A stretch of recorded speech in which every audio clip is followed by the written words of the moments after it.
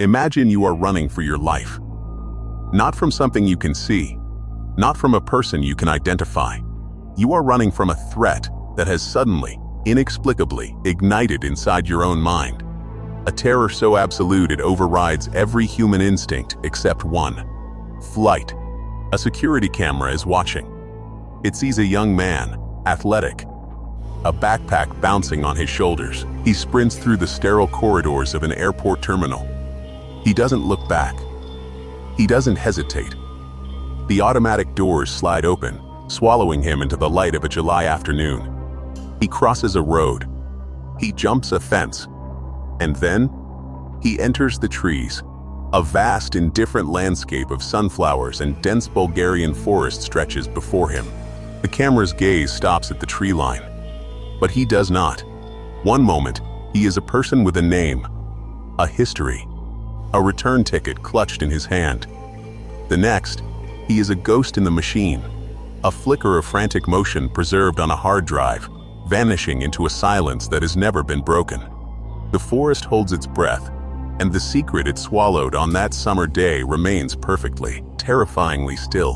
What happened in those final minutes before the sprint? What crossed his mind that was worse than the unknown waiting in the woods? And why, after all these years, does the forest refuse to give him back? His name is Lars Mittank. He was 28 years old when he disappeared on July 8, 2014. But to reduce him to a date and a statistic is to miss the point entirely. He wasn't a fugitive. He wasn't a spy. He was a tourist, a young man on a holiday with friends, enjoying a cheap, last-minute break in a place called Golden Sands, Bulgaria. A place whose name now feels like a cruel piece of irony. The story of Lars Mittank exists in the chasm between the rational and the unknown. On one side, a perfectly explicable chain of medical and psychological events. On the other, a void of unanswered questions that pulls at the edges of our comprehension. The case has become legendary, not just for the haunting piece of CCTV footage that documents his final known moments, but for the absolute void that followed. He is one of the most famous missing persons in Europe. A digital-age ghost story whose image has been shared millions of times. But for his mother, Sandra Mittank, he is not a story. He is her son, who vanished from the face of the earth without a trace. And she has spent every day since looking into that void, hoping it will look back. To understand what was lost, you first have to understand who Lars was. He wasn't a thrill-seeker chasing danger. He was a young man from the quiet, orderly town of Itzehoe in northern Germany. He worked in a power plant. He played football. His life was built on a foundation of routine and camaraderie. He was the kind of person who was deeply rooted in his social circle, inseparable from his friends. Not someone who would wander off the edge of the map by choice. The trip to Bulgaria was a spontaneous escape. On June 30th, 2014, he and a group of 5 close friends landed at Varna Airport. The plan was simple, the kind millions of young Europeans undertake every summer. A week of sun, cheap beer, and the shared uncomplicated joy of being young and free. The resort of Golden Sands offered them exactly this, a temporary bubble of fun perched on the edge of the Black Sea. In the beginning, it was perfect. Photographs from the trip showed them smiling under a brilliant sun, arms draped around each other in that easy, familiar way of old friends. The sea was warm, the days were long, and the world felt far away. It was, by all accounts, the absolute definition of a carefree holiday. A snapshot of a life that was intact, complete, and innocent of the horror that was waiting just a few days down the road. It is this very normalcy that makes what happens next so deeply unsettling. Because the break in reality wasn't a slow crack. It began with a single, violent instant. The instant was a fist. On July 5, 2014, during an otherwise ordinary night out at a bar, a disagreement exploded into physical violence. The details of the argument are murky, lost in the chaos and adrenaline of the moment, but the outcome was brutally clear. The fight was over quickly, but not quickly enough. Lars was punched in the jaw. He was also knocked to the ground, and a second man kicked him in the head. His friends saw him go down. They saw the aftermath, the swelling, the disorientation. They suggested a hospital. Lars, perhaps playing it down, perhaps feeling the shock of the impact, refused. He probably thought he was fine, just a little banged up. It was a decision that would become a fulcrum upon which a life would pivot, a decision you replay in your mind endlessly, wondering how things might have been different. A simple blow to the jaw. We see it in movies all the time. The hero shakes it off and keeps fighting. But reality is more fragile than fiction. The next day, the last full day of their holiday, the consequences of that punch began to manifest. Lars wasn't himself. The carefree energy was gone, replaced by a quiet internal focus. He complained of a headache. He couldn't eat much because his jaw hurt to chew. His friends were packing, preparing for their flight home to Germany scheduled for the following evening, July 7.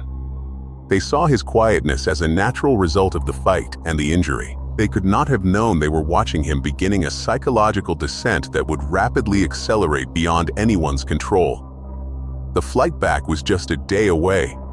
He was so close to going home. The 7th of July arrived, and with it, the moment they were all supposed to leave. The group made their way to Varna Airport, a small, low-slung building baking in the Bulgarian summer heat. It was busy, filled with the usual weary procession of holidaymakers returning to reality. But as they prepared to check in, Lars's fragile state finally cracked. He was anxious, visibly agitated, telling his friends he didn't feel well. He complained that his heart was racing, that his head was pounding. He was taking a medication, an antibiotic called cefuroxime that a local doctor had prescribed for a burst eardrum, and he was convinced something was terribly wrong. The decision was made that Lars would stay behind. He would check into a hotel, see a doctor again, and follow on the next flight. He was an adult, it seemed sensible. 2 of his friends gave him money for a new ticket, a hotel room, and a taxi. They walked with him to a local clinic. It was a temporary separation, a slight logistical hiccup, just hours of a delay. His friends checked in their luggage. They walked through security. They boarded the plane. And as their aircraft lifted off the tarmac and banked toward Germany, Lars was standing alone, outside a medical clinic in a foreign country, holding the torn stub of his boarding pass. He was now completely, utterly on his own. The sequence of his final frantic hours is pieced together from medical records, witness statements, and receipts. After leaving the clinic, he checked into the Color Hotel, a cheap, anonymous tourist hotel near the airport. He was in room 312, but he didn't stay there long. A deep, unshakable paranoia was taking hold. He called his mother, Sandra, in Germany. His voice on the phone was terrified. He told her the 4 men who had beaten him up were following him. He said they were after him, that they were trying to kill him, that they wanted his medication. His mother, hearing the raw terror in her son's voice from over 1,000 miles away, told him to get out of the hotel, now, and never go back. A mother's instinct, fueled by panic, instructed her son to flee a threat only he could see. Lars followed his mother's command. The security footage from the Color Hotel shows him exiting the building in the dead of night. A lone figure walking out into the darkness, his head turning from side to side, scanning for assassins only he believed were there. He spent that night, his last night in the known world, in a state of absolute psychological terror, hiding under a bridge, convincing himself his life was in mortal danger. The next morning, July 8, the man who returned to Varna Airport was unrecognizable from the laughing tourist of a week earlier. He met a doctor from the clinic, a man who himself found the situation so alarming he brought Lars to the airport, a gesture of concern. It was here, in the terminal, that the true and complete fragmentation of Lars Mittank's reality was documented. The CCTV footage is excruciating to watch. You see him with the doctor. He is calm, but alert. They talk. Then, moments later, as the doctor steps away, a construction worker calls out a name to a colleague. The sound echoes across the hall. And to Lars, it's not a colleague's name. It's the signal, the confirmation of his deepest dread. In the footage, you can see his entire body language change in a fraction of a second. His head snaps up. He looks around, his eyes wide, like a wild animal catching the scent of a predator. He doesn't wait to see what the threat is. His body chooses survival. He bolts. He leaves his luggage, his backpack, his wallet, his phone. Every item that tethers a person to modern identity, he abandons in that terminal. A receptionist chased him, calling out, but he was gone, running through the doors, across the road, over a fence, and into the sunflower field, and then the trees. The image of him vanishing into that green wall is the last confirmed sighting of Lars Mittank. The investigation began right there, with a bag full of belongings and a life-sized hole where a person used to be. The evidence in the Lars Mittank case is a paradox. It is both abundant and hauntingly incomplete. There is a clear, high-definition record of his life, right up until the very second he disappears. And then, the most deafening and absolute silence. The physical evidence he left behind is a capsule of a life interrupted. His backpack, packed for a return home that never happened. Inside, his wallet, containing his ID, bank cards, and the 150 euros his friends had given him money he didn't even use to try and save himself. And most poignantly, his mobile phone, a digital vault of a person's entire social existence, left behind on a seat as if it had become a meaningless object. The phone's data was meticulously examined by German investigators. They found his final calls to his mother, saturated with panic. They found his internet search history, which provides a chilling window into his deteriorating mental state. He had been searching for the medication he was taking, cefuroxime. He was looking for its side effects, convinced he was suffering from a rare and catastrophic reaction. He had become trapped in a digital echo chamber of his own fear, using the internet to confirm a terrifying diagnosis his mind had already accepted as true.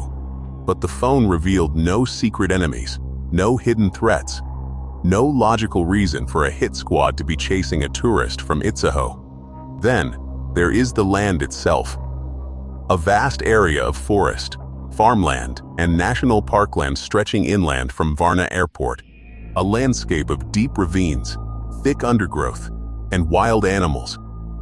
Extensive multi-day searches were conducted with dogs, drones, and dozens of volunteers. They pushed into the dense forest, calling his name. And what did they find? The evidence is defined by its absence. They found no body, no clothing, no sign of a struggle, no trace of a camp, nothing. It was as if, after that final sprint from the terminal, Lars Mittank had been erased from the physical world. The forest, it seemed, had closed around him and consumed every trace of his existence. And so, we arrive at the central maddening contradiction of the case. The existence of Varna Airport itself. A sprawling, flat, open landscape dominated by the roar of jet engines and crisscrossed with chain-link fences and security patrols. How does a man in a state of extreme psychological distress cross a busy road, climb a fence, and sprint into a field directly in the sight line of an international airport in broad daylight, and then disappear so completely that he is never seen again by a single soul? This is not a dense urban center where one can melt into a crowd. This is a rural landscape. The moment he entered that forest, he became a stranger in a small, interconnected web of villages. A tall young German man with a noticeable injury and no grasp of the local language, walking aimlessly in the July heat, would be conspicuous. He would stand out. Yet, no credible witness ever came forward to report seeing him. Not a shopkeeper, not a farmer, not a taxi driver. The complete lack of any post-airport sighting is one of the strangest and most profound voids in any missing person case. And what of the men he was running from? The hitmen his mind had conjured who were shadowing his every move? A thorough investigation by Bulgarian and German authorities found no evidence whatsoever that Lars was being hunted. No criminal connections, no underworld debts, no jealous rivals. The terrifying hit squad existed in one place only, the private cinema of Lars Mittank's mind. He was, by all logical investigation, running from a phantom, but that conclusion doesn't bring us any closer to answering the only question that matters. If a man runs full speed into a forest, fleeing a ghost that only he can see, where does he end up? Let us lay out the stark and unforgiving sequence of a man's final, unraveling hours. A reconstruction that strips the story down to its cold, hard, chronological facts. And yet, somehow, makes it even more terrifying. July 7, late evening. Lars is left by his friends at a medical clinic. He is alone. A few hours later, he checks into the Color Hotel, room 3112. Inside that anonymous room, the walls begin to close in. He makes the frantic call to his mother. He tells her about the 4 men who are after him. His voice a tight wire of panic. She tells him to leave. He obeys. In the deep, silent hours of July 8, he discharges himself from the hotel and flees into the night. He spends the remaining darkness hiding under a bridge, a fugitive in his own reality. Imagine the isolation of that moment. The cold, the unfamiliar sounds of a foreign land, the absolute certainty that death is closing in. The morning comes. He meets the concerned doctor. They enter the airport terminal at approximately 2 p.m. The clock on the CCTV is running. At 2:10 p.m., the construction worker calls out a name. Lars's head snaps up. The world inside him detonates. At 2:11 p.m., Lars Mittank runs for his life. He abandons everything. By 2:13 p.m., he is over the fence. By 2:15 p.m., he has been swallowed by the tree line. That is it. A life of 28 years. A future of endless possibilities, narrowed down to a 5-minute sequence of absolute panic. And then, a timeless, unbroken silence that has stretched on for years. The footage invites the armchair psychologist in all of us. What we see in that airport is a textbook case of a psychotic break. But what triggered it? The investigation settled on a heartbreakingly simple and rare explanation.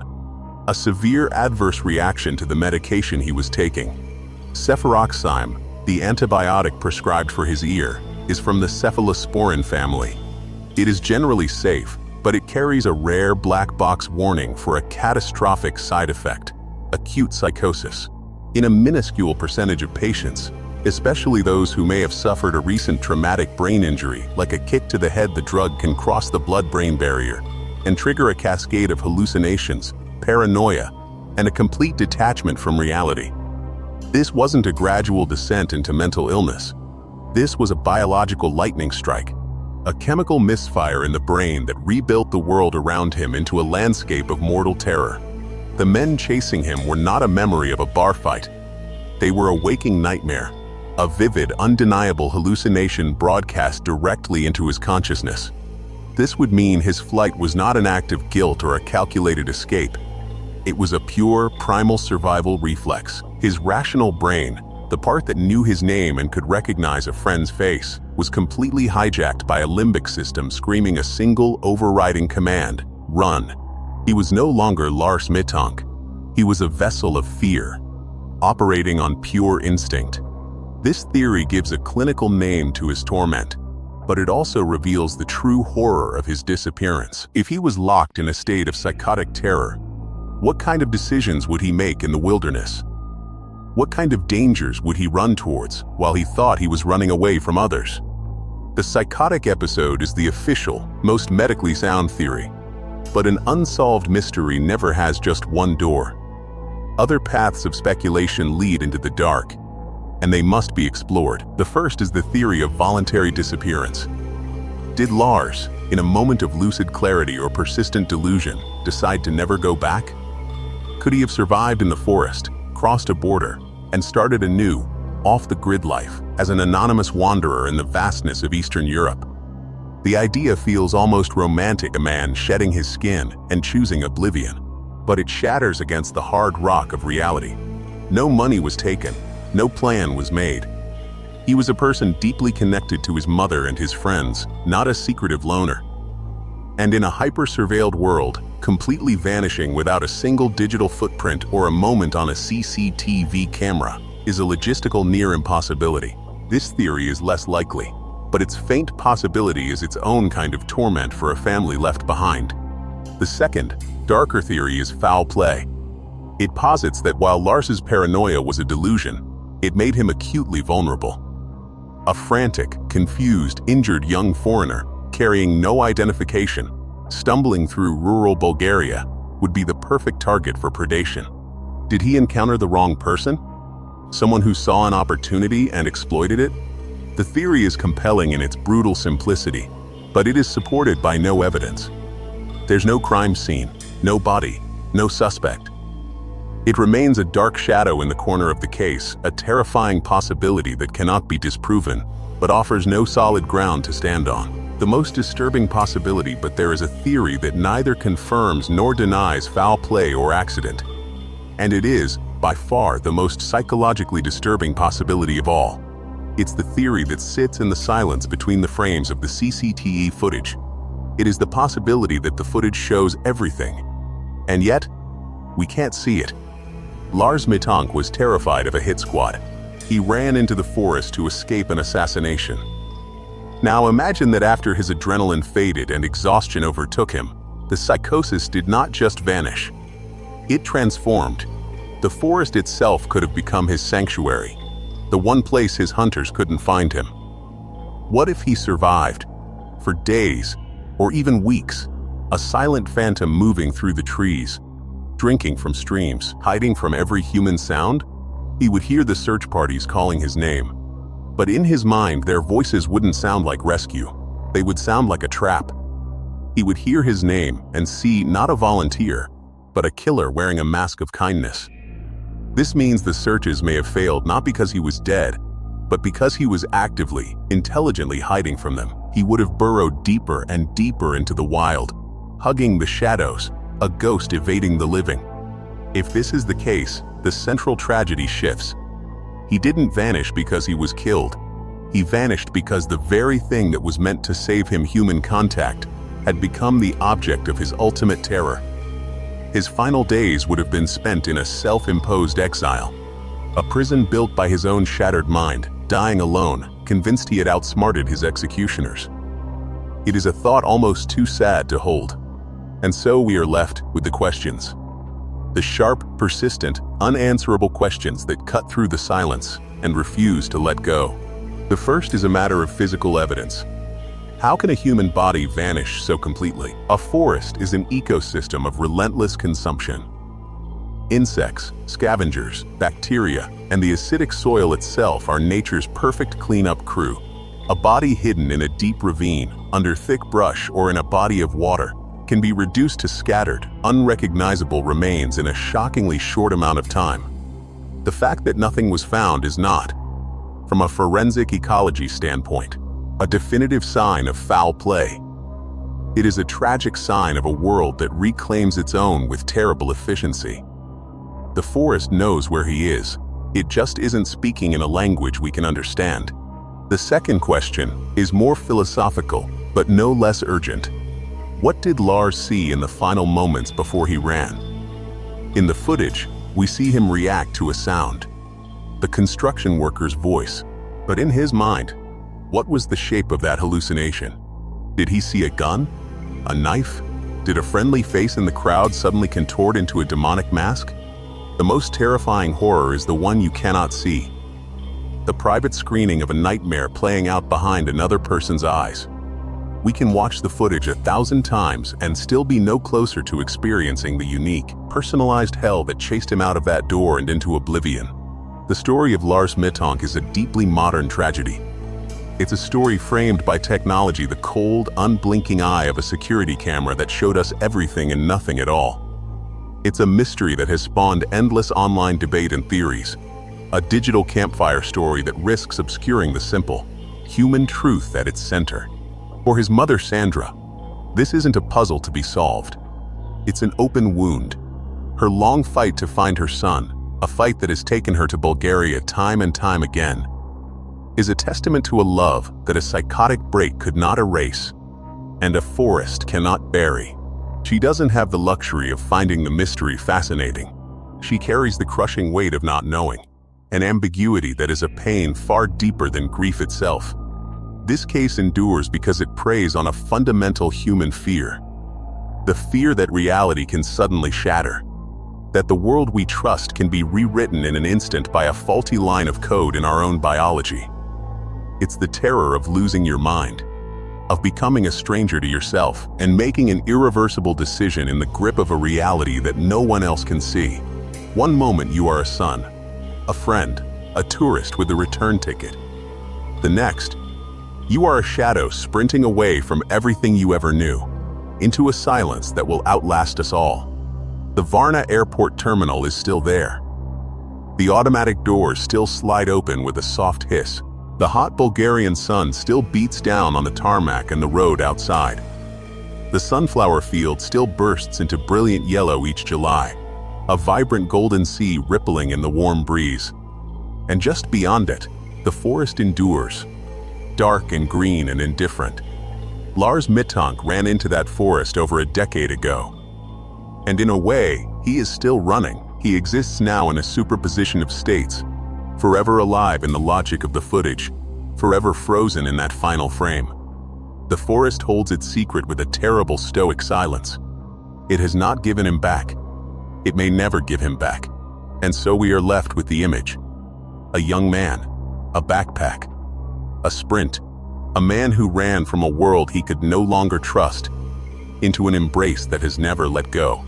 The forest hides him still, and all that remains is the echo of a question that will never be answered. What did you see, Lars? What did you see?